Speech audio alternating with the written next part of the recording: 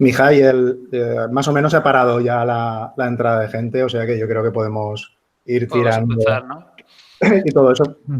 Oye, antes de nada me gustaría a todos los que se han conectado hoy, pues simplemente comentarles que Castellón Tech Hub es un grupo pequeño de aquí de Castellón. Normalmente el último día ya vimos que era un exitazo y éramos 20. O sea, hoy somos 65 y es una pasada, por lo menos hacer este tipo de sesiones online y tener la oportunidad de tener a 65 personas también conectados. O sea que gracias a todos los que os habéis apuntado hoy a compartir la sesión con nosotros y muchas gracias a Mihai por inmolarse para dar la sesión con tantísima gente apuntada que seguro que va a salir súper genial.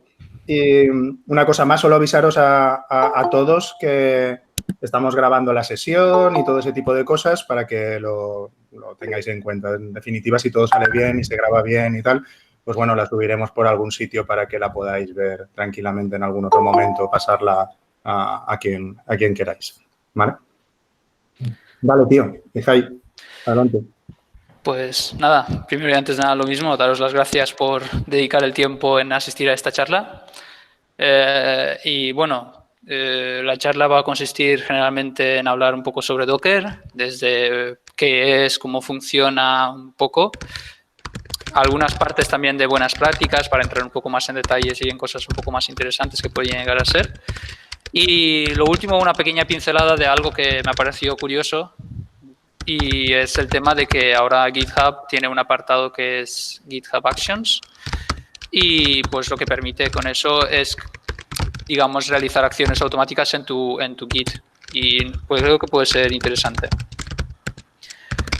Aparte de eso, pues bueno, ¿quién soy? Yo soy Mihai, me llamo Mihai, formo parte del equipo de desarrollo de Nayar Systems y bueno, llevo con ellos ya 3 años y me dedico un poco a todo, tampoco solo a tema de Docker o servicios, sino también en parte de Embedded y tal, entonces, pues bueno, una de tantas cosas.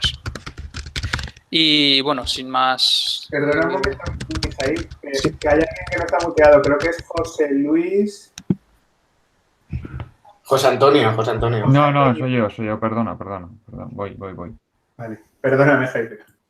Vale, pues bueno, vamos a empezar con lo primero y lo más importante, qué es Docker y un poco para qué sirve.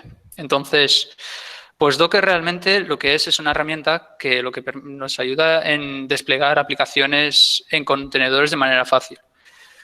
¿Cómo lo consigue eso? Pues gracias al término de contenedor, lo que se permite es la creación de un objeto de tal manera de que todas las dependencias de esa aplicación que nosotros queramos desplegar están dentro del contenedor y están aisladas. Y bueno, el tema de aislamiento ya lo conocemos y pues primero y antes de nada vamos a ver también un poco cuál es la diferencia entre un contenedor y lo típico que se suele utilizar, que es una máquina virtual. Y lo más común y casi todo el mundo lo conocemos es que una máquina virtual se ejecuta sobre una máquina, digamos que tenemos la primera, que es la máquina del hipervisor, que se llama, y luego dentro de esa máquina lo que se crea es una especie de objeto donde lo que vamos a instalar es un sistema operativo que puede ser totalmente diferente al que tiene el hipervisor, y luego dentro de ese sistema operativo que acabamos de instalar en la máquina virtual podemos instalar los binarios, la aplicación y todo lo demás. Eso es muy pesado, ya que tenemos, digamos, redundancia, porque si queremos tener 4 aplicaciones completamente aisladas, si utilizábamos el formato de una máquina virtual, pues obviamente deberíamos de instalar un sistema operativo en cada uno de ellos, sus dependencias, binarios y tal, y obviamente ocuparía mucho espacio y consumiría muchos recursos. ¿Qué es lo que está haciendo Docker? Pues Docker lo que realmente está haciendo es sobre el sistema operativo que tiene actualmente el hipervisor o la máquina host, por decirlo de alguna manera, crea una conexión con los módulos más importantes que él requiere del sistema operativo para poder crear ficheros o para poder conectarse y cosas muy básicas, por decirlo de alguna manera, y cosas muy interconectadas con el sistema operativo.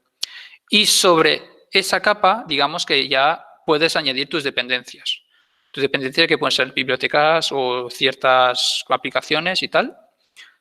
Pero lo más curioso de todo eso es que no se queda ahí, sino que también es capaz de detectar de que si tú instalas una dependencia que se utiliza por 2 aplicaciones distintas, esa dependencia no se va a copiar 2 veces en cada uno de los contenedores, sino se va a copiar solo una vez y luego se va a compartir por esos 2 contenedores. Luego lo veremos también un poco más en detalle para aclararlo. Y bueno, esto siendo dicho, pues ¿qué es cómo funciona o cuál es la arquitectura un poco de Docker? Pues Docker consiste de una parte que es, digamos, la parte más importante, por decirlo de alguna manera, que es la parte del Docker Daemon Server, que es la que está comunicándose con el sistema operativo. Este tiene, además de eso, otra capa, que es la de Docker API, que puede ser incluso una API REST normal. Tiene un puerto de Unix Socket sobre el que puedes atacar y tú puedes hacerle consultas normal y corriente para poder ver la información e incluso gestionarlos desde ahí.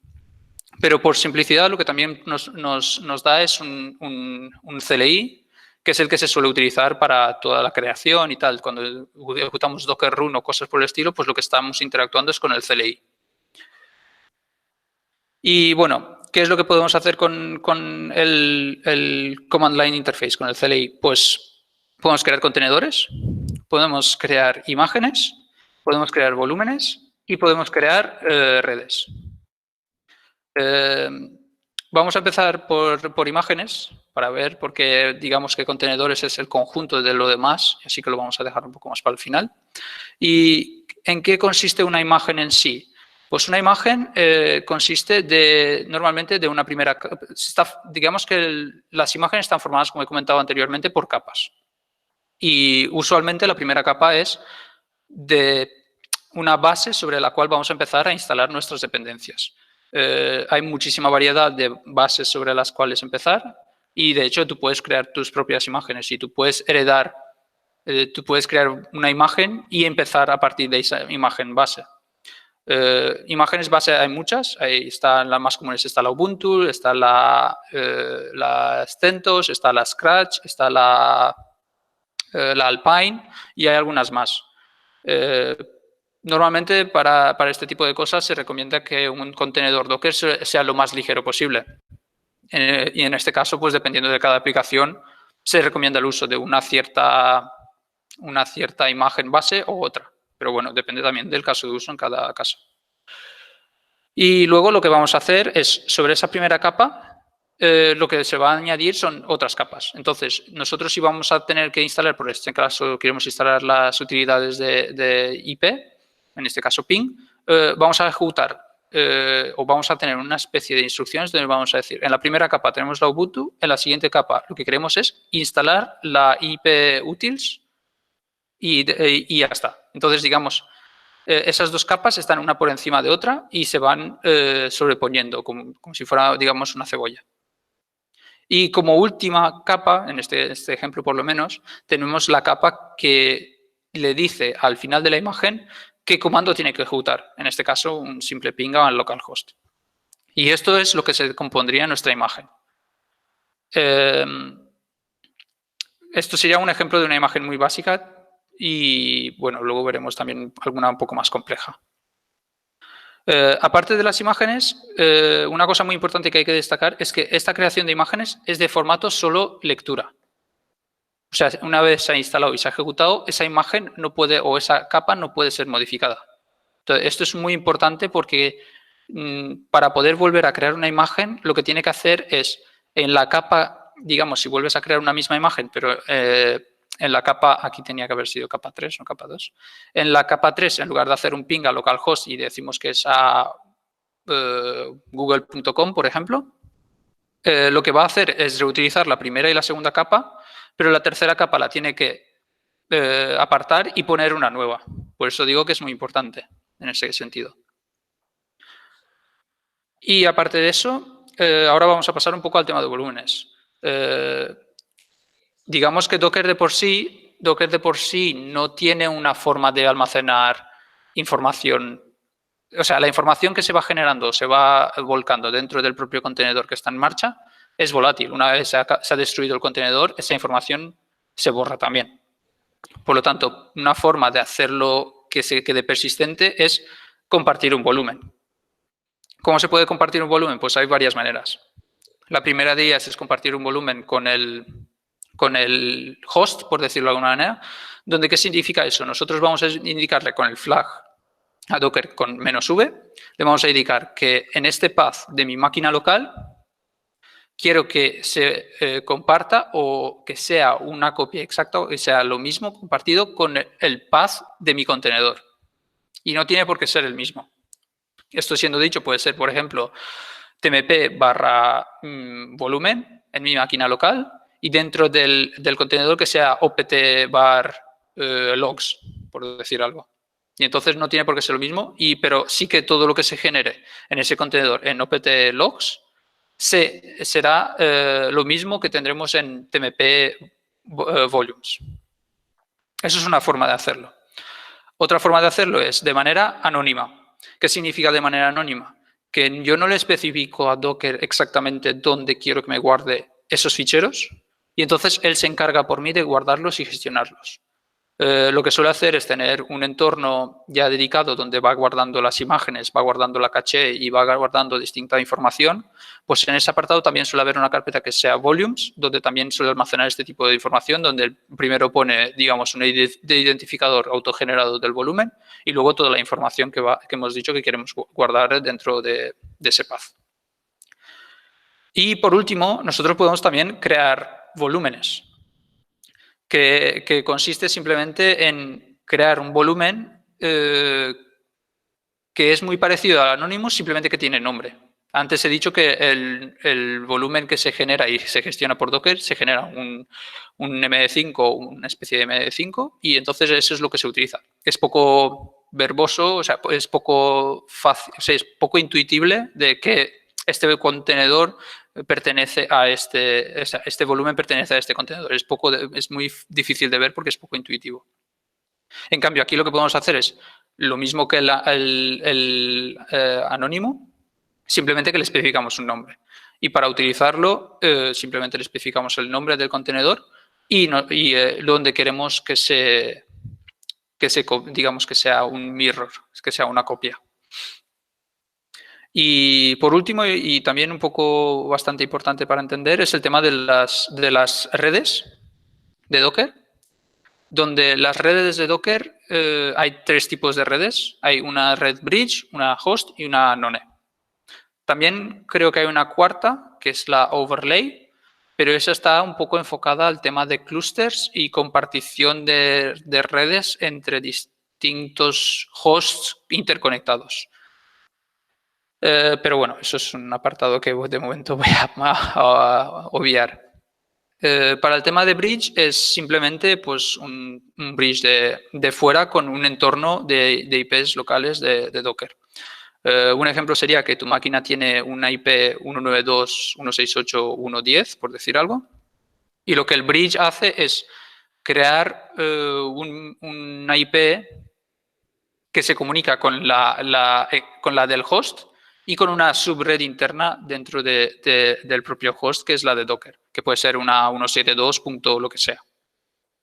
Y lo que nos permite de esa manera, el bridge y la ventaja que nos permite es el hecho de nosotros poder levantar contenedores con el mismo puerto. Por ejemplo, queremos levantar 10 contenedores de Nginx con el puerto 8080 y no hay ningún problema, no hay ningún conflicto porque a pesar de que siempre levantamos el mismo puerto, internamente dentro de la red de Docker tiene una IP distinta y por lo tanto no hay conflicto.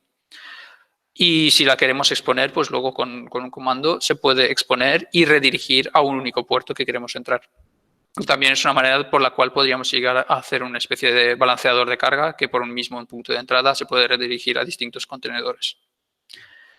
La otra opción de network es la de host, donde con esa opción realmente lo único que está haciendo es indicarle al contenedor que la configuración de IP o de conexión de red es exactamente la misma que la de nuestro host. Entonces, ahí el beneficio es que no tenemos ningún bridge para ir saltando de un lado a otro. La desventaja es obviamente que si levantamos un puerto 80, solo vamos a poder levantar uno porque luego entrará el conflicto con el demás. Y por último, la red None es, como su nombre bien indica, es una red que no tiene ninguna configuración y por lo tanto todos los contenedores que se crean utilizando esa interfaz no van a tener conexión a ninguna parte. Entonces son aislados. Y vale. Y aquí tenemos un pequeño ejemplo de cómo podríamos crear una network donde nosotros le indicamos la IP que queremos que tenga esa subred de Docker, en este caso una 192.168.10.0/24, y también le especificamos cuál es nuestro gateway, porque es muy importante especificarle por dónde van a salir todos esos pods, ya que lo estamos creando de forma bridge. Y luego, por último, pues el nombre de la red que queremos asignar, en este caso es Test Network IP. Después de eso, pues si queremos ejecutar el Nginx, por ejemplo, lo que podemos ejecutar es y asignarle esa subred, pues utilizando el docker run -dti del name de test, ahí es el nombre que le he asignado al contenedor, en este caso de Nginx, y ahí a continuación lo que le especificamos es con --network y el nombre de la network que queremos que tenga ese contenedor. Una cosa también muy importante que no he comentado del momento, cuál es el beneficio de crear una bridge, una network separada, porque Docker por defecto, cuando tú lo arrancas, él te proporciona estas 3 interfaces por defecto, pero tú puedes crear más. Uno de los beneficios más importantes, especialmente que existe a la hora de crear un bridge, es que tú puedes luego no solo dirigirte a los pods, a los contenedores internos utilizando la IP, porque obviamente para saber su IP tienes que consultarla y tal, sino que al crear un bridge, Docker además te da un pequeño DNS interno y entonces en lugar de dirigirte a ese contenedor mediante una IP, te puedes dirigir mediante un nombre, que es el nombre del contenedor. Por ejemplo, si tuviéramos test1 y test2, los dos levantados dentro de la subred de Test Network IP, yo podría hacer un ping solo diciendo ping espacio test y ping espacio test2 podrían interconectarse y se autorresolvería cuál es la IP de cada uno. Y eso es un gran beneficio a la hora de crear, digamos, distintos contenedores. Y bueno, con esto dicho, esto es más o menos a gran escala un poco todo el Docker y cómo funciona así la arquitectura interna. Pero nos falta el tema más importante, que es el contenedor. Y el contenedor realmente lo que es una recopilación de toda esa información que hemos acabado especificando antes. Por ejemplo, en el apartado de network vamos a tener esa información de qué tipo de network tendrá el contenedor, qué IP y todos esos apartados. Aparte de eso, vamos a tener también la parte de volúmenes. Si queremos que el volumen sea anónimo, no queremos que sea anónimo o quiere que sea compartido dentro del host, todo eso va también descrito ahí en un fichero, digamos, de configuración de ese contenedor. Y por último, es la propia imagen que queremos ejecutar. Entonces, teniendo de base la imagen inicial que hemos dicho que va a ejecutar, va a empezar, o sea, tiene el from de Ubuntu, va a ejecutar la instalación de Nginx y va a ejecutar el Nginx, o no, va a ejecutar la instalación de iputils y va a hacer un ping a localhost, pues esa es la imagen base. Pero el contenedor, digamos, de alguna manera, se puede interpretar como que añade una capa por encima de esa imagen, que es la que realmente ejecuta ese comando que tenía guardada la imagen. Y una cosa muy importante a especificar en este sentido es que mientras hemos especificado que las imágenes son capas de solo lectura y no es posible modificarlas, esa capa que crea el contenedor sí que se puede modificar. Y es donde se pueden generar datos y se pueden modificar las cosas y es la que también está conectada, digamos, con los volúmenes. Otro aspecto muy importante que tengo que comentar es el hecho de que tú desde una imagen de un contenedor puedes generar una imagen. O sea, tú a partir de un estado de un contenedor apagado puedes generar una imagen completa y que sea solo de lectura y entonces volvería al mismo proceso. Cuando la imagen va a arrancar, le volverá a poner esta capa, por decirlo de alguna manera, de ejecución para que pueda tener acceso a escribir datos en la imagen. Y ¿cómo se crean? Vale, y ahí viene la siguiente pregunta y es cómo se crea toda y se especifica cada una de estas de estos apartados o cómo se crea una imagen de Docker. Pues la imagen de Docker se puede crear digamos, con estos parámetros, con estos comandos, que es from, que es a partir de qué base imagen podemos empezar. Luego, el comando run, que es el comando con el que nosotros podemos ejecutar comandos o operaciones dentro del contenedor. Luego, lo que podemos hacer es copiar o añadir cosas dentro del contenedor, donde a efectos prácticos el copiar y el añadir es lo mismo, salvo por una diferencia muy importante, que es la del añadir, que tú en lugar de especificarle añadir un fichero de tu máquina local, tú puedes especificarle una IP, un sitio web, un storage, un algo, de donde él puede hacer un get o un descargar, o sea, él puede descargar de ese recurso que le hemos especificado remoto, se puede descargar el fichero o lo que sea, y meterlo dentro del contenedor. Entonces, es un poquito más listo que el simple copiar, pero también implica que puede tener muchísimas vulnerabilidades, porque si por alguna razón la URL desde donde estás tú descargando ese fichero, alguien lo ha cambiado y ha metido un binario malicioso, eso va a comprometer todas las imágenes que vayas a generar a partir de ese momento. Entonces, la comunidad suele recomendar que utilicemos el comando copy. También tenemos el comando, tenemos la posibilidad de setear variables de entorno con el comando environment. Es muy útil normalmente si quieres setear un puerto, si quieres especificar, por ejemplo, si quieres especificar si estamos en environment, en qué entorno estamos, si es producción, development o integración. Luego, también otro apartado importante o que puede ser muy útil es el de workdir, donde con ese comando nosotros podemos especificar dónde va a ser nuestro directorio de trabajo. Llega a ser lo mismo que un CD, simplemente que a partir de ese punto abajo, todos los comandos que se ejecutarán en esa carpeta de workdir que hemos especificado. Entonces, dependiendo de qué comando se tiene que hacer o qué operaciones se tiene que hacer, hay veces que es muy recomendable su uso. De esa manera no es tan verboso, digamos, el Dockerfile que vamos a generar. El expose es el que nos indica de que el contenedor quiere exponer un puerto hacia afuera. Esto, siendo dicho, no significa que automáticamente lo expone contra nuestra máquina. Si, por ejemplo, en Jinx le hacemos un expose del puerto 80, no significa que automáticamente desde nuestra máquina haciendo un get de localhost 2.80 va a conectarse con ese contenedor que acabamos de crear. No porque no hemos expuesto o redirigido ese puerto hacia nuestra máquina, solo dice que va a estar expuesto.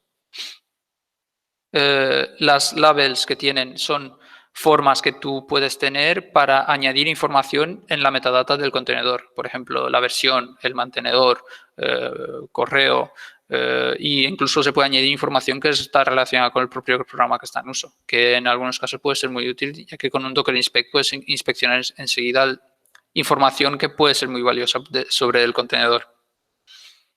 Vale. Otro comando bastante importante es el de user.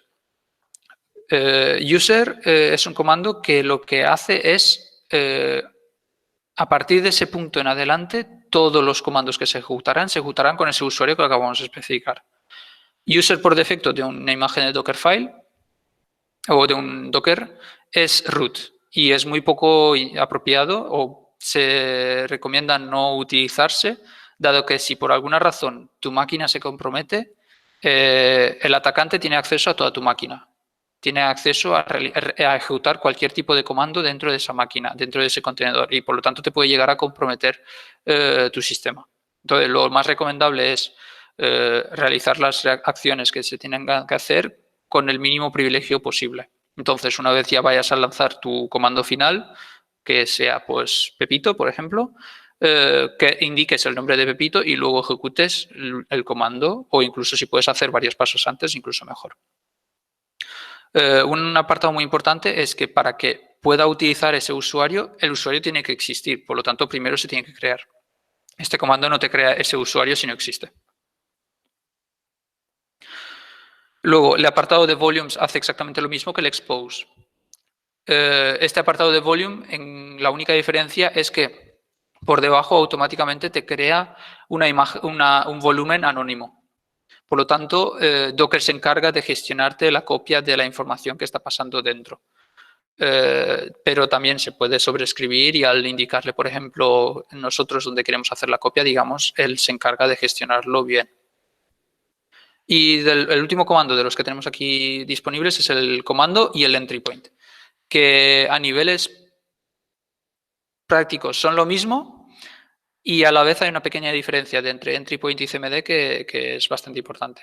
Y digamos que tú cuando has acabado de generar la imagen, el último comando suele ser, el último paso suele ser qué quieres ejecutar con ese comando. Entonces, puedes ejecutarlo con comando directamente y decirle, pues voy a ejecutar, por ejemplo, en Jinx, le voy a decir, ejecútame en Jinx con X argumentos. O lo que puedes hacer es especificarle que el entry point mío va a ser en Jinx y luego debajo lo que pongas en comandos va a ser los argumentos que tenga esa imagen. Una diferencia muy importante es que tú, en una imagen que no tiene un entry point, lo que haces es... cuando ejecutas el comando de docker run, tú puedes especificarle qué comando quieres ejecutar y entonces te ejecuta ese comando, mientras que si tú ejecutas una imagen Docker con un entry point, los argumentos que le añadas al final del docker run va a ser los argumentos que le pasará al entry point, que en este caso puede ser en Jinx, por ejemplo. Y entonces esa diferencia es importante porque cambia el comportamiento de nuestra imagen. Y bueno, aquí lo que tengo es un pequeño ejemplo de cómo quedaría un Docker más o menos con que sea un poco más razonable, que tenga cosas un poco más razonables. Y es que, por ejemplo, empezamos desde una imagen de Nginx, tagueamos la imagen como pues, que es una 1.0 beta, ejecutamos un comando que en este caso es el echo yo soy y coge el usuario quién es, que en este caso va a ser root. Y lo que hacemos es redirigirlo al path donde puede Nginx, que este es el path de Nginx donde nos va a mostrar, digamos, servir el HTML. Luego también generamos un fichero test environment, explicamos que es un test environment. Seteamos el workdir, en este caso, a ese mismo path de user share Nginx HTML, que en realidad esto se podría haber hecho antes y entonces aquí simplemente teníamos que especificar igual que aquí el environment HTML. Y sería exactamente lo mismo. Le decimos que vamos a exponer el puerto 80, que nos queremos guardar los logs que tengan en Nginx y este sería el último comando de entrada que tendría, que en este caso es un Nginx -g y daemon off. A ver, creo que aquí tengo el basic. Dockerfile. Aquí tenemos el Nginx, entonces si hago un docker build de -t basic test de esto, lo que empezará es a crearme la imagen. Aquí lo que podemos ver es las capas que he ido comentando. Coge la capa de Nginx, la taguea y va haciendo cada uno de los pasos que hemos indicado. Entonces, si hacemos ahora un docker run -d de -p, porque queremos exponer los puertos del 80 a 81, por decir algo, al 80 del Nginx, del Nginx Basic Test. Yo hago un curl a localhost 8080/env.html. Page not found, perdón. 31, tenemos el testing environment. Y si lo hago que teníamos de user, pues dice, pues efectivamente quién es. En este caso que es root. En este caso yo hago docker ps. Aquí puedo ver nuestra imagen basic test que se está ejecutando hace 36 segundos. Y efectivamente lo que he comentado, a pesar de que en la imagen sí que estamos especificándole que el puerto 80 está expuesto, si yo levantara sin el -P81, no estaría expuesto hacia afuera. ¿Vale?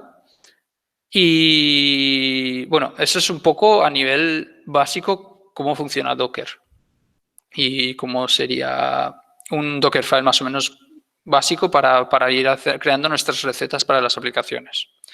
En cuanto a buenas prácticas, pues lo que se recomienda muchas veces es que los contenedores sean lo más efímeros posibles, que significa que sean muy fácil de crear y destruir y no nos cueste ese proceso. Que sean lo más, que si queremos crear un nuevo contenedor con una imagen distinta, que sea muy, muy fácil, o queremos actualizar el contenedor, que sea fácil de hacer. Luego, muchas veces se recomienda que un contenedor solo tenga un servicio. Nosotros podemos meter scripts dentro para que ejecute varios procesos a la vez, pero eso no es lo más recomendable. Normalmente se suele recomendar que cada contenedor tenga un único servicio. De esa manera no tenemos dependencias de partes de aplicaciones. Por ejemplo, si nosotros ejecutamos la base de datos y una aplicación web dentro del mismo contenedor, pues obviamente vamos a tener un problema porque no vamos a poder gestionarlo bien. Si yo quiero levantar otro contenedor con la misma web, entonces obviamente tendrá una misma web y otra base de datos. Entonces, eso complica un poco las cosas. Luego, una cosa muy importante es que se recomienda que utilicemos el mínimo número de capas por imagen. ¿Por qué se recomienda eso? Porque cada capa, como he comentado, es de solo lectura. Por lo tanto, si nosotros hacemos un apt-get install o apt-get update y en otra capa hacemos el apt-get install y en otra capa hacemos el apt-get clean, por decirlo de alguna manera, para limpiar todo lo que hemos creado o descargado para actualizar los paquetes, vamos a tener el mismo problema de que, como he dicho, que cada una de estas capas que se crean son de solo lectura. A pesar de que tú luego indicas que quieres eliminar los ficheros que acabas de descargar, en teoría, en la práctica, eso no se va a realizar. Lo que se va a hacer es simplemente decir, poner, digamos, una capa por encima y decir, para ti estos ficheros no existen. Pero sí que está el espacio ocupado ya. Entonces, por eso se recomienda que se utilicen o tipos de este tipo de cosas se intente utilizar con multilínea, que luego veremos un ejemplo de ello. O, bueno, de hecho, podría incluso verlo porque tengo aquí en la de Network. Si hago un cat de Dockerfile, vale. Aquí lo que podemos ver es ese proceso, digamos. Yo desde la imagen de Ubuntu lo que hago es hago un run y aquí digamos que lo que hago es un multiline command que se llama. Y es que yo hago un apt-get update. Y cuando este comando ha acabado, lo que hago es un apt-get install de ping utils para poder coger el ping, para tener ping. Y luego lo que hago es un clean. Todo esto, a pesar de que son varios comandos que se ejecutan en una sola línea. Y por lo tanto, cuando ha acabado el clean, ya me ha eliminado gran parte de todo lo que ha descargado el apt-update. Y por lo tanto, el peso de esa layer es menor que si hubiese hecho esto por capas. Luego, obviamente, los labels para los metadata son muy importantes. Los labels para el metadata del contenedor son muy importantes porque nos podemos aprovechar esa sección para conseguir información relevante sobre esa imagen que estamos o ese contenedor que estamos ejecutando. Y obviamente no instalar dependencias que no nos hacen falta. En este caso, pues como hemos visto anteriormente, si yo hago un apt install y hago un apt update y es algo residual por el hecho de yo querer instalar iputils, es una dependencia o es información que a mí no me haría falta. Igual que, por ejemplo, si queremos, digamos, construir nuestra aplicación dentro de un contenedor. No es lo mismo construir una aplicación, un binario, utilizando las herramientas de compilación que simplemente ejecutarlas, que muchas veces, por ejemplo, si es un programa en C o en Go, una vez construido el binario, es autosuficiente y no necesita nada. O no es lo mismo tener todo el JVM para el tema de desarrollo que tener el JVM simplemente para el tema de ejecución. El tamaño de esas imágenes obviamente cambiará muchísimo. Y eso lo vamos a ver porque en este caso vamos a hacer también, vamos a mostrar a continuación qué significa crear una multistage build. Y realmente consiste en, es una manera de simplificar o de reducir el tamaño de una imagen. Tú si quieres compilar una imagen, lo vas a hacer en un paso y el resultado de ese paso se lo vas a pasar a la siguiente imagen. Y ahora lo veremos con un ejemplo muy sencillo. Una cosa muy importante que se recomienda mucho es cuando utilicemos una imagen, ya sea una imagen base como la de Ubuntu, CentOS o tal, como si es una imagen que, por ejemplo, queremos utilizar en Jinx y hemos visto que hay una imagen ya creada por nosotros, ya creada por ahí, es muy recomendable de utilizar las imágenes oficiales de Docker, especialmente de Docker Hub, porque estas imágenes están analizadas para que no haya ningún binario maligno o ningún proceso maligno en medio. Entonces, es muy recomendable su uso porque no sabes realmente lo que puede llegar a tener otras imágenes. Obviamente, también se puede inspeccionar cada una de las imágenes y analizar. Pero una buena práctica de esto es de intentar, en la medida de lo posible, utilizar las imágenes oficiales.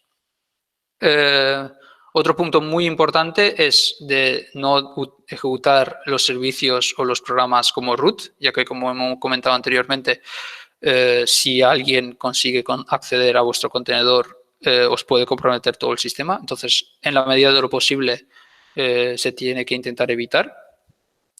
Y como último, también otra buena práctica, aunque otra buena práctica que existe es utilizar analizadores de imágenes Docker. Entonces, lo que van a hacer es, tú vas a generar una imagen y luego hay ciertas empresas y ciertas empresas, básicamente, que se han dedicado a esto y han creado, digamos, analizadores. Una de ellas, que ahora estoy buscando porque no me acuerdo del nombre,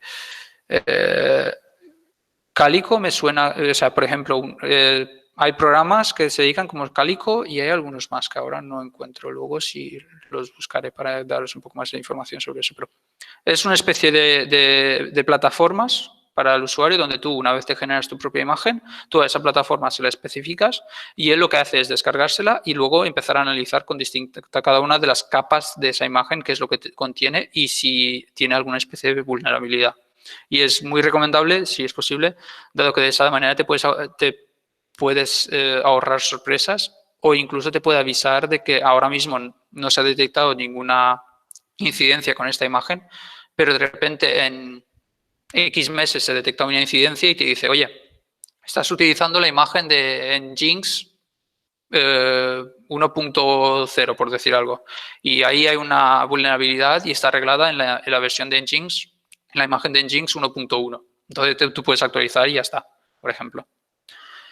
Y bueno, un ejemplo de una build de multi-stage build de Docker sería la siguiente, donde nosotros cogemos una imagen de Maven, del Alpine, de tipo Alpine.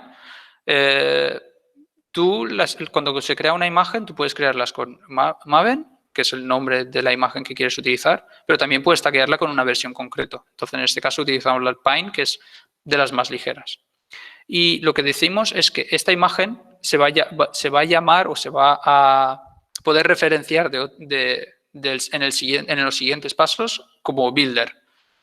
Y ahí lo que vamos a hacer es copiar una pequeña aplicación de demo que tenemos en Maven, que simplemente va a decir hola mundo, no va a decir más. Y luego lo que va a hacer es copiar todo ese contenido de esa aplicación dentro del contenedor en /app.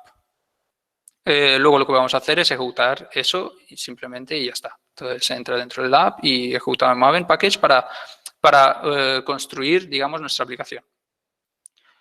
Una vez acabado todo este proceso, lo que pasa es a la siguiente imagen. Y ahí es donde, por ejemplo, cogemos ahora de OpenJDK, que es para el Java Virtual Machine, para ejecutar también de tipo Alpine, para ejecutar nuestro binario generado por Maven. Y ahí lo que hacemos es una copia, donde aquí, por ejemplo, le indicamos el from y le indicamos builder. Este builder es este. Y a continuación simplemente le indicamos que en nuestra máquina builder, en app target myapp 1.0 snapshot.jar, es donde ha generado el binario y se lo copiamos a opt app.jar. Y como último paso lo que hacemos es ejecutar ese command java jar del opt app.jar. Y eso de hecho lo podemos ver porque aquí...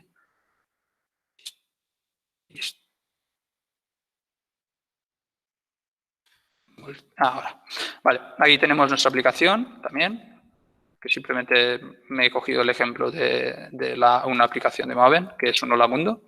Entonces, si hago un cat de Dockerfile, ahí están exactamente los mismos pasos que hemos visto. Entonces, si hago docker build en este de Maven, vale, menos y punto, ya está. Lo que va a hacer es empezar con ese contexto. Entonces, le está pasando todo el contexto de la aplicación para empezar a compilar. Aquí es cuando empezará a crear el paquete de Maven. Y ahora es cuando empieza como si estuviéramos compilando una imagen normal.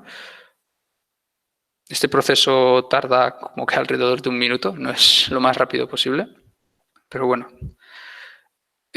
Cuando acaba todas las dependencias y todo eso, también lo que podremos ver es el tema del tamaño que hemos comentado. Y ahí lo que se verá es cómo vamos a tener una imagen que ocupa mucho más por el tema de todas las dependencias que se ha tenido que descargar, que es la imagen de Maven de Alpine en sí. Y luego también podremos ver la diferencia con la imagen resultante, que a pesar de que sigue siendo algo grande, se reduce también bastante.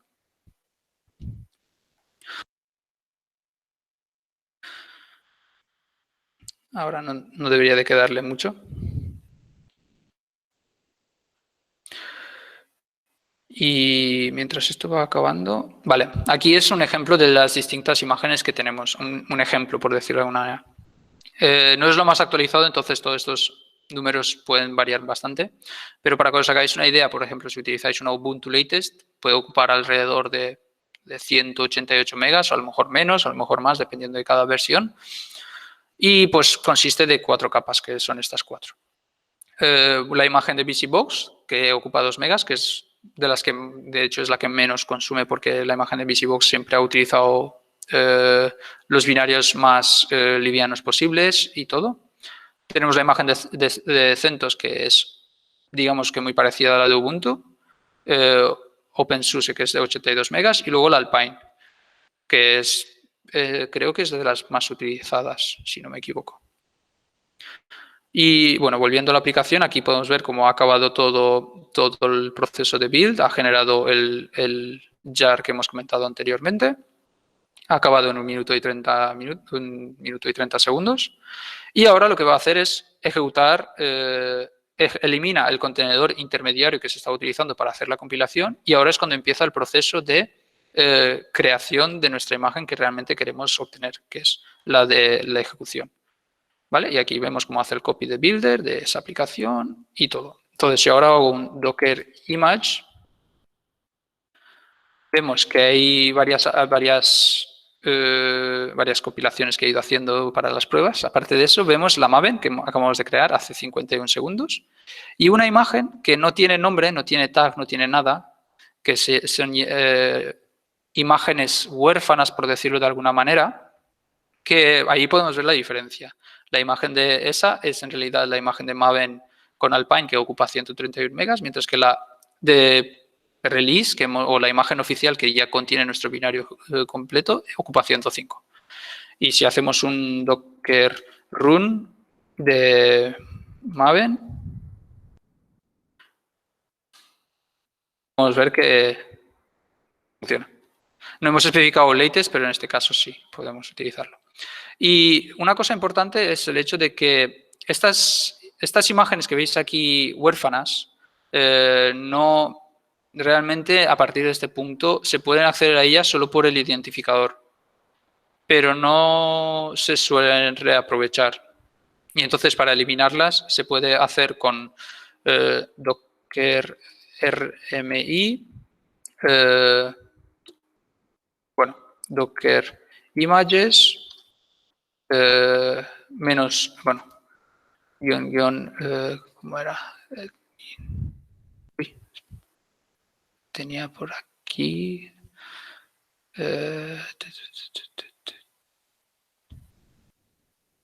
Si lo encuentro, que ahora no me acuerdo, cosas de la demo. Eso. Del link, vale. Vale, a las imágenes, cuando hacemos Docker Images, ahora ya me acuerdo. Cuando a Docker Images le hacemos imágenes, nos muestra todas las imágenes. Pero nosotros lo que podemos hacer es con Docker Images menos F le podemos aplicar unos filtros. Y en este filtro lo que queremos decir es que con dangling igual a true, nos mostrará solo las imágenes que tenemos actualmente en nuestro host que están huérfanos. Entonces, si hacemos eso, menos Q, nos salta solo las imágenes el ID de las imágenes. Entonces, con eso hacemos un xargs de la imagen. Entonces, hacemos docker rmi de ellas. Y ahí lo que va haciendo es eliminar todas. Salvo 2 que por lo visto se están utilizando.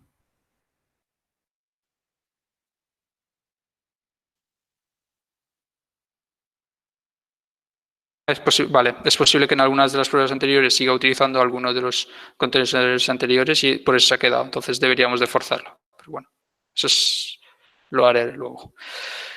Y el último punto que quería comentar, otro de los últimos puntos que quería comentar es el tema del registry.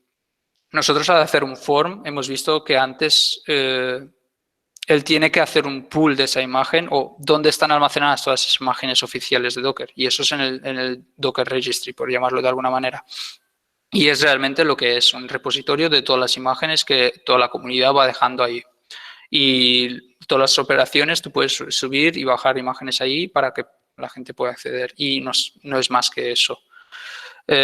Nosotros, aparte del Docker Registry oficial de Docker, que es el Docker Hub, existen registries privados que ya están creados por distintos servicios. Google tiene el suyo, Amazon y Azure también, y hay otros de terceros también. O también lo que podemos hacer es crear nuestro propio Docker Registry, que está documentado en la página oficial.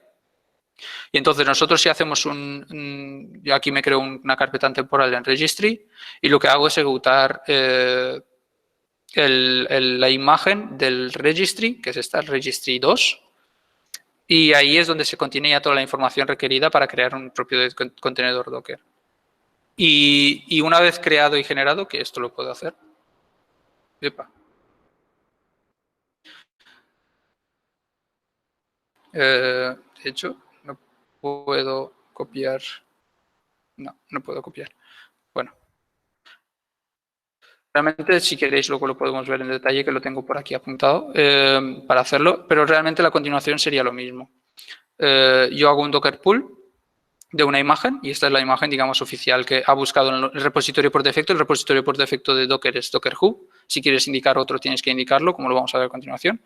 Y lo que hacemos es, hacemos Docker tag de Hello World Latest, de localhost, en este caso, porque una vez hemos levantado el Docker Registry, se levanta con los parámetros, le tenemos que indicar los parámetros de dónde está ese Docker, dónde está ese Registry, perdón. Entonces, aquí lo que hacemos es poner el puerto 3000 y el 5000 y el 5000, y lo que tenemos que indicarles dónde está nuestro Registry, en este caso en el puerto 5000 de localhost, y el nombre con el que queremos que tenga esa imagen, en este caso hello. Luego hacemos un Docker push de este path y Docker es capaz de reconocerlo e intentar subir esa imagen en ese registry privado. Y a partir de ahí, pues lo que podemos hacer es eliminar Hello World y la imagen local para que no la tengamos en local. Y cuando hacemos Docker run de localhost 5000, lo que va a hacer es irse a nuestro registry privado y ejecutarlo. Y para verlo, que ya lo tengo aquí a mano, vamos a verlo un poco en directo. Espero que no se me rompa. Vale, he creado el registry. Aquí veo como... ya está en marcha. Pues mira, ya no me hace falta ni ejecutarlo. Pero básicamente eso. A ver, PS. Aquí está, de hecho. Hace 21 horas. Lo que he dicho, aquí se puede ver cómo tenemos un registry que abre los puertos al puerto 5000 con el nombre que va a tener la imagen, que es registry, que aquí se puede observar. No, aquí no. Aquí. Y luego la carpeta que queremos que tenga, en este caso tmp registry, y de dónde queremos que se refleje. Entonces yo hago un lsd barra tmp registry. No tengo nada. ¿Vale? Ahora, cuando haga un docker pull, aquí utiliza el flag default, descarga la imagen, comprueba su MD5, descarga la nueva y ya está. Lo que hago ahora es taguear esa imagen, hacer un docker tag de hello world latest como localhost 5000, entonces hago un docker images. Aquí debería de tener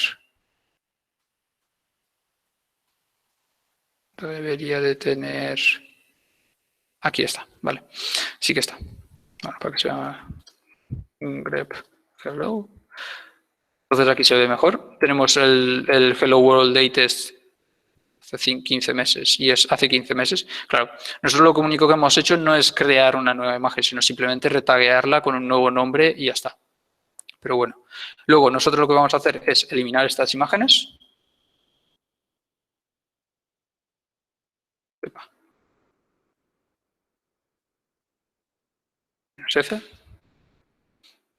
¿Vale? Entonces ahora si vuelvo a hacer un images no existe. Y ahora cuando hago un docker run localhost, está descargando nuestra imagen, pero desde nuestro repositorio local. Pulling hello world already exist y ya está. Y eso sería como creamos nuestro propio registry. Un punto muy importante a especificar sobre este registry es que no es un registry seguro, es simplemente un registry que hemos creado por el tema de la demo. Hay artículos que explican cómo crear un registry con autenticación y tal, y eso lo podré añadir si queréis al final, o podemos comentarlo un poco más en detalle al final de la charla. Y como último apartado, quería comentar el tema de GitHub Actions. Y me hubiese gustado hacer un poco más, pero por temas de tiempo no he conseguido llegar. Y realmente quería explicar un poco qué es GitHub Actions y cómo nos podemos beneficiar de ello. Y básicamente lo que ha hecho GitHub es crear un apartado de Continuous Delivery o Continuous Integration que se llama Actions, y lo que te permite es realizar ciertas acciones, como su nombre bien indica, para pues, crear objetos, crear binarios, hacer testing y todo tipo de temas de Continuous Integration que puede ser muy útil. Y aquí lo que quería es mostrar un pequeño ejemplo de cómo podríamos aprovecharnos de esto para generar una imagen Docker de un binario muy sencillo que simplemente, en este caso, es un script que se va ejecutando y nos dice el tiempo. Entonces, ¿cómo se definen un poco estas actions? Mediante un YAML, en donde tú le asignas un nombre a este Docker image CI, y lo que te dice a continuación es que cuando se hace un push o cuando se hace un pull request, lo que va a hacer es en las ramas, en este caso ambas de master, pero puede ser master, develop y varias, vas a ejecutar los siguientes jobs.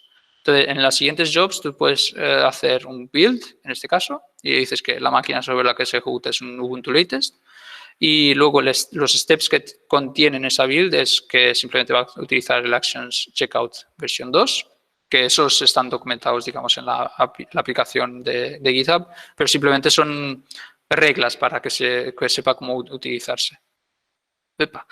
Y luego el nombre de esta build que queremos que tenga, que aparezca, digamos, en los logs.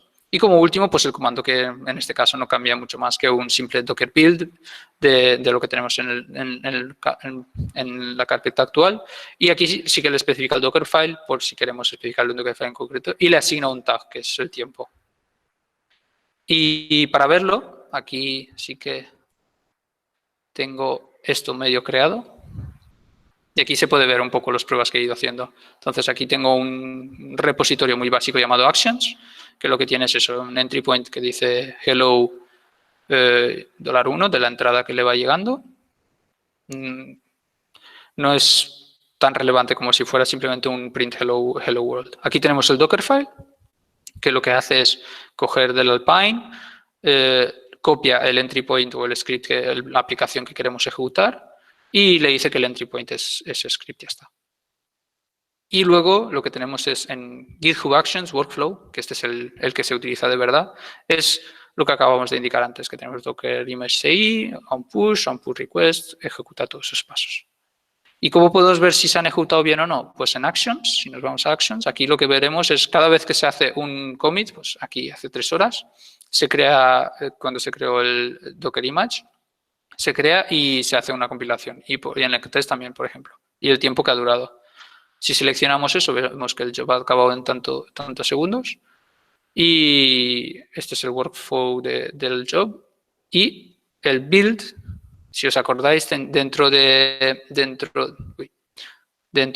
este apartado teníamos un apartado que es build, que es como se aparece aquí.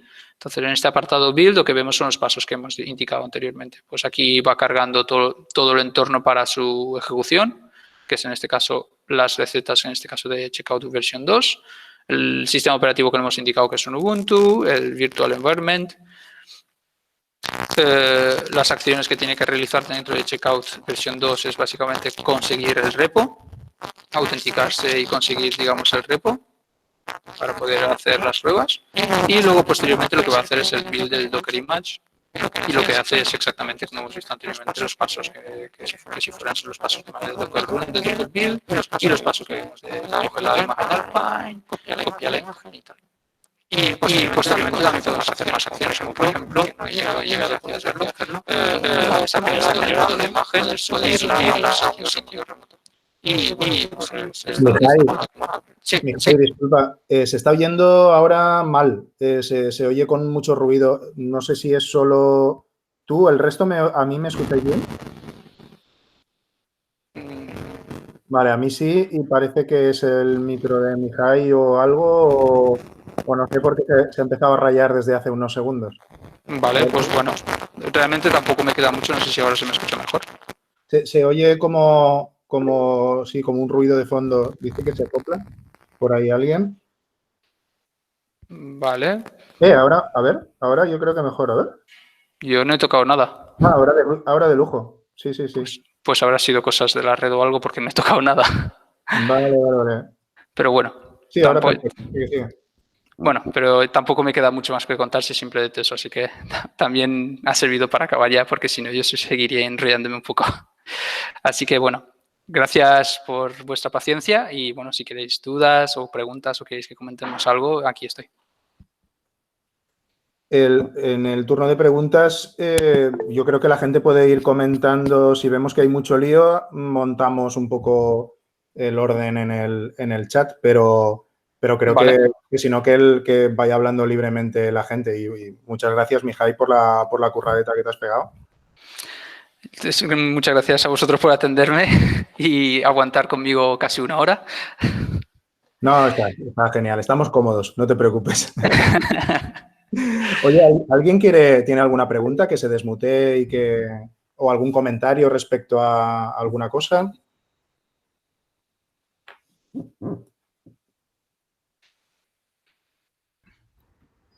Yo tengo una. Adelante. Buenas, Mihai. Primero, enhorabuena por la presentación. Gracias. Y bueno, quería hacerte una consulta un poco alrededor de todo esto de Docker.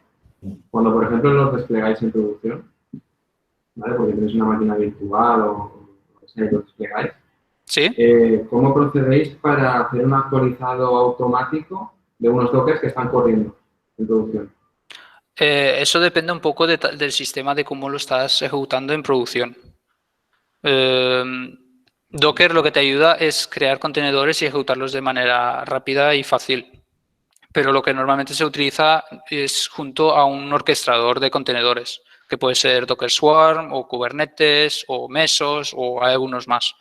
Entonces, lo que puedes hacer, dependiendo un poco del caso de uso, es tú creas tu imagen Docker y la despliegas en un repositorio. Hasta por las 7 y 6. Y lo que puedes hacer luego es La 7 y 60. Creo que Dani tienes el micro abierto. Lo que puedes hacer es, una vez lo tienes subido en el repositorio, lo que tienes que hacer es indicar a tu sistema de producción de que existe una nueva versión para hacer release. Y ahí pues depende mucho de tu entorno. Por ejemplo, en Kubernetes lo que sueles tener es un sistema que simplemente le indicas a tu clúster de Kubernetes, oye, este pod, o que es realmente el contenedor, hay una nueva versión, por favor actualízamelo a esta versión que te acabo de indicar. Entonces, él recibe esa información y automáticamente se va al registry, descarga la información y se descarga el paquete nuevo y arranca de nuevo con un contenedor nuevo, por decirlo de alguna manera. Si utilizas Docker Swarm, pues ahí tienes que hacerlo. También es un poquito más manual porque lo que puedes hacer con Swarm es en la descripción de la ejecución de tus contenedores Swarm, cambias el ID de la versión de la imagen Docker o el tag de la versión de imagen Docker y tienes que rearrancar o le dices a Docker Swarm que actualice los pods. Entonces eso lo haría también. Perfecto, gracias. Vale. Mijay, bueno, aparte de que comentan por aquí que el final de la charla casi coincide con el aplauso de las 8 de la tarde por la calle, que ha estado muy, muy sincronizado. También tienes otra pregunta, esa, muy bien, la que tienes ahora el cursor. Sí, hay una manera de organizar los contenedores dentro de la máquina host. No acabo de entender muy bien la pregunta en el sentido de cómo quieres organizarlos. Cuando están en marcha, solo las imágenes. Es que, claro, organizar los contenedores dentro de la máquina host depende mucho de lo que quieres hacer. Tú puedes organizarlos por redes o puedes organizarlos con a lo mejor labels o por container también, sí. Depende un poco también cómo quieres gestionarlo o para qué quieres hacerlo. Ahí sí, normalmente por eso digo que el tema de los labels puede ser muy importante, porque tú de esa manera cuando tú buscas metadata en todos los contenedores puedes encontrar cosas que te es útil, como indicando un área, un negocio o un departamento al que pertenece. Y luego si te refieres al tema de, claro, namespace en caso de Kubernetes, y luego depende para cómo quieres ejecutarlo. Si lo sueles ejecutar en tu propia máquina, si tienes 2 o 3 contenedores, es más o menos asequible y tú simplemente con un Docker Run lo puedes hacer a mano. Pero si tú quieres hacerlo ya a nivel de, pues vamos a decir, 15 contenedores y quieres que todos se arranquen a la vez y son un proceso mucho más pesado, pues lo más fácil es con un Docker Compose. Y entonces tú en el Docker Compose le vas indicando cada una de las imágenes que quieres levantar, con qué características, y cuando haces un Docker Compose Up, eso ya te levanta todas las instancias y te busca la imagen y te hace todo el proceso para ti. Ahí ya depende. O también depende de si quieres que sean en redes diferentes y no sean accesibles. Entonces entrarías en tema de crear networks separadas, pero también lo podrías hacer dentro de Docker Compose. No sé si eso responde a tu pregunta.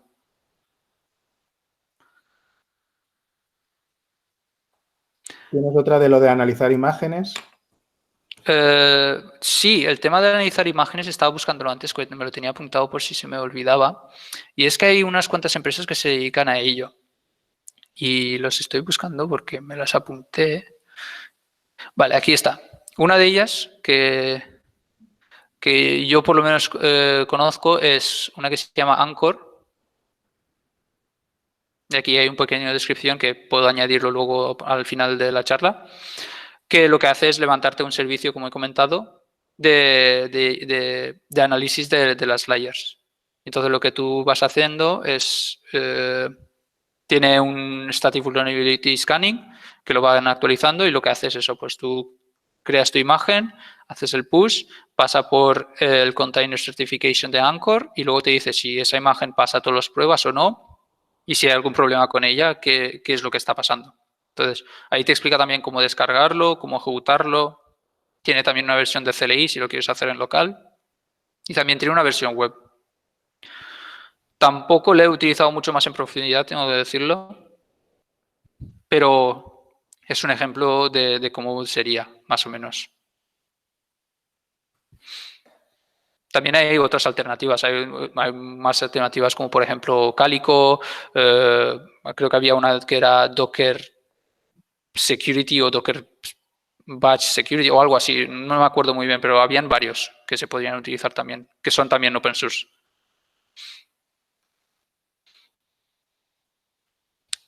Entonces, no sé si hay alguna pregunta más y si no, pues os dejo ya descansar. Bueno, preguntaba Javi sobre labels y yo creo que... otra, ¿cómo gestionáis las credenciales privadas a la hora de crear una imagen? Claro, a la hora de crear una imagen privada normalmente intentamos utilizar variables de entorno. De esa manera tú puedes sobreescribir esas variables de entorno a la hora de arrancar el contenedor. Eso es una en caso de local. Nosotros en Nayer utilizamos Kubernetes y por lo tanto lo que hacemos son un secret que se llama y ahí lo que te hace es tú te dejas el secret ahí y lo que le haces al contenedor es decirle, oye, aparte de ejecutar todas tus cosas, en este path, que es un volumen realmente, ahí tenemos almacenado una secret que suele ser clave valor, como si fuera una variable de entorno. Y nosotros la cogemos de ahí, que está escondida, y la aplicación la entiende. Y así es como lo gestionamos un poco. Entonces, internamente no afecta. Luego, Ángel Carlos. Uy, Ángel.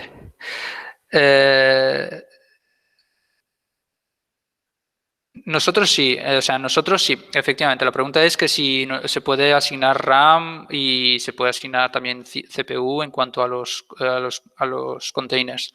No me acuerdo qué versión de Docker se puede hacer directamente y está hecha con la idea esa de no darle al Docker todos los recursos de tu sistema y lo puedes limitar. Con comandos relativamente fácil, creo que, a ver. Sí, mira, aquí tengo un ejemplo que creo que puede servir de decir, por ejemplo, aquí lo que hacemos es hacemos un Docker run de una imagen que lo que le asignamos con -m es una memoria de 1 GB y el número de CPUs que puede utilizar son de 0 a 1. Por lo tanto, mi portátil ahora mismo tiene 2 y entonces con esto lo que acabamos es delimitarle su uso. Y con Docker stats y el ID creo que podíamos ver, exacto, podíamos ver, por ejemplo, el límite. Si nos fijamos aquí tenemos un límite de 1 GB y la CPU que está ahora mismo a 0,65, por lo tanto hasta que no llega a 2 no pasa nada. Y claro, si hago un HTOP, por ejemplo, mi máquina tiene 4 CPUs y no me acuerdo dónde ver la RAM, pero vamos, no tiene, ahora mismo no me sale el número por ninguna parte, pero creo que tenía 8, por ejemplo. Entonces, con eso se puede gestionar. Nosotros en Nayer es cierto, como tenemos Kubernetes como el orquestador por encima, no nos preocupamos de eso y simplemente lo escribimos en el YAML de definir el deployment.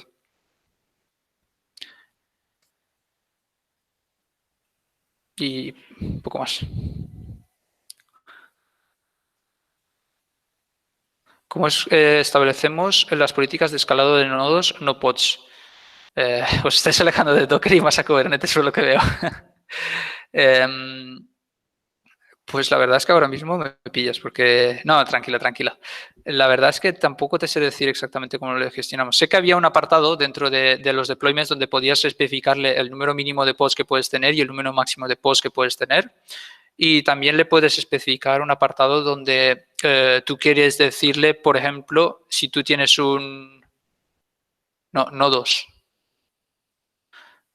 De nodos, no de pods. Realmente eso creo que en nuestro caso lo hace, sí, el número de máquinas. Eso creo que lo hace un poco, nosotros lo hacemos ahora mismo un poco más manual porque no nos hace falta.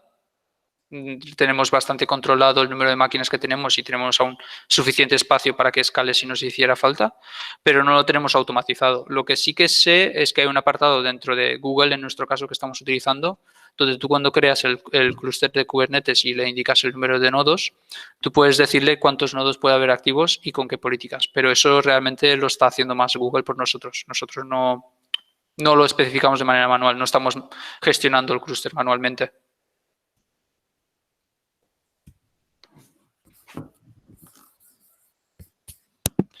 Y no sé si queda alguna pregunta más.